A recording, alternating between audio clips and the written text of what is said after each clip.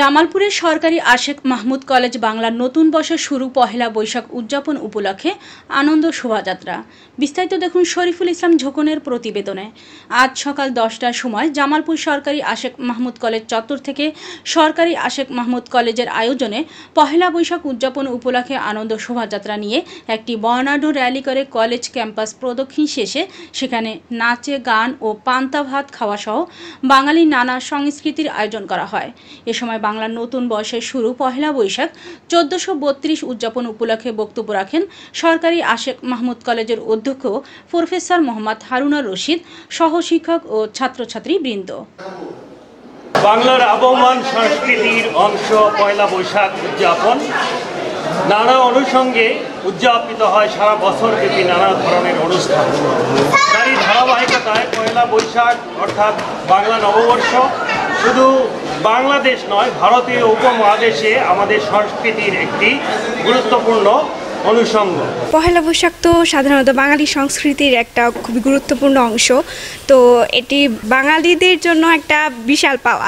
তাই আমাদের উচিত যে সকল ধর্ম একসাথে মিলিত হয়ে সকল এসব সাংস্কৃতিক জিনিসপত্র এগুলো আমাদের উদযাপিত করা, যাতে অন্যান্য দেশ বা অন্যান্য যেই সংস্থাগুলো রয়েছে আমাদের দেখে ইন্সপায়ার বা অনুপ্রাণিত হয়ে তারাও এসব সংস্কৃতিগুলোকে ধরে রাখতে। আপনারা জানেন যে আশেক মাহমুদ কলেজ একটি ঐতিহ্যবাহী কলেজ এবং এই কলেজে সারাদিনব্যাপী বাংলা নববর্ষের প্রোগ্রাম অনুষ্ঠিত হয়ে থাকে এবং সকালে বর্ণাঢ্য র্যালি হয়েছে। এরপর বিভাগগুলোতে পান্তা ভাত এবং খাওয়া দাওয়ার আয়োজন, নানা রকম মুড়ি মুরকি এবং চিরামুড়ি এগুলোর আয়োজন করা হয়েছে। সরকারি আশেক মাহমুদ কলেজের পক্ষ থেকে বিভিন্ন আমাদের আনন্দ র্যালি হয়েছে এবং হচ্ছে যে আমাদের সাংস্কৃতিক অংশ রয়েছে, আমাদের পান্তা ভাতের ব্যবস্থা রয়েছে, যেটি হচ্ছে যে আমরা মনে করি যে এটি বাঙালির অংশ, বাঙালির এই অবিচ্ছেদ্য অংশকে আবহমানকাল ধরে এটি চলে যাচ্ছে। এটি আমরা চাই যে এটি চলতে থাকুক এবং এই নববর্ষের এই উদযাপন সংস্কৃতির অংশ হয়ে উঠুক। শুভ বাংলা নববর্ষ 1432 সময়ের পরিক্রমায় এবছর আমরা সারা বাংলাদেশেই আমরা আমাদের প্রাণের যে উৎসব পহেলা বৈশাখ, আমাদের নববর্ষ আমরা উদযাপন করছি।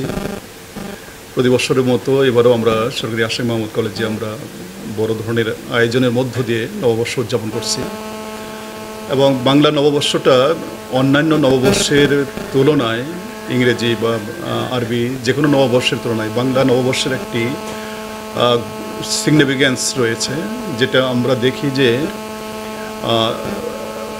চৈত্রের যে খরদাহ এবং গাছের পাতার যে জীর্ণতা শীর্ণতা সেটা কেটে প্রকৃতি একটা নতুন সজীবতা, পত্র পল্লবে ছেয়ে যায় প্রকৃতি এবং নতুনের একটা আবহ সারা বাংলায় তৈরি হয়। এরকম একটা অবস্থায় আমরা বাংলা নববর্ষ উদযাপন করি।